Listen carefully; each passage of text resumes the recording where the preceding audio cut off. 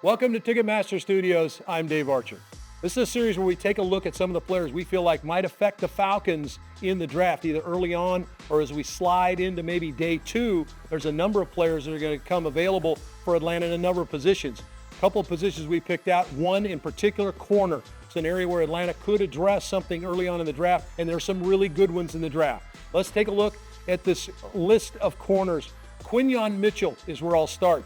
At 6 feet, 196 out of Toledo. This is a guy that's kind of burst on the scene now over the last year or so, but played really well late in the season. 6 feet, 196, as I said, out of Toledo, 4'3", 340, and a 38-inch vert at the combine. Turned a ton of heads. Mainly lined up outside at corner, but did slide inside in the slot a little bit more in 2023. Showed some versatility there. He's got a nose for the football as well. 46 career PBUs or pass breakups. He's an excellent tackler and has really good burst to close the cushion. Route recognition, something he's going to need to work on. He'll need to work out on that at this level because they're going to try to fool you in the National Football League. Really good player there in Quinyon Mitchell. How about Terrion Arnold? 6 feet, 189 out of Alabama. Ran 4.5 in the 40. He's got functional speed in the game. 37-inch vert. Excellent ability to mirror receivers. As you watch this tape, and here he is closing on a run play, and that's something that also sticks out about this young man as you watch him on tape. Very willing tackler. Comes up and he will hit you, but his ability to find the football, tracks the ball extremely well. He had 12 pass breakups last year and 5 interceptions. But what I love about him is his versatility. He loves to come up and play he likes to get in your face. There's a physicality to this young man that jumps out on the tape. Maybe a little bit better in press, but I love him off as well. He's an outstanding player that I think can affect you in a lot of ways. How about Cooper DeJean? 6'1", 203 out of Iowa. Now, Cooper got hurt late in the year for Iowa, broke the fibula, and so he didn't get able to finish his season. But you got enough tape on this guy to understand this guy can play a solid corner position for you. Probably more effective, I think, a little bit off in zone.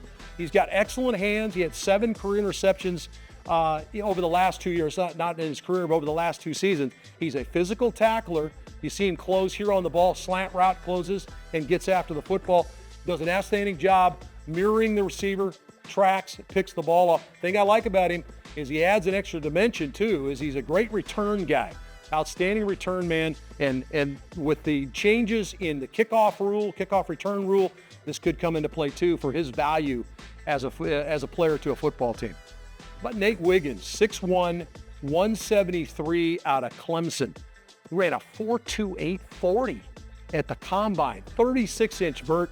This guy is a very good player, both off and tight, meaning man or zone coverages. He transitions pretty easily. He's got really fluid body skills and change of direction.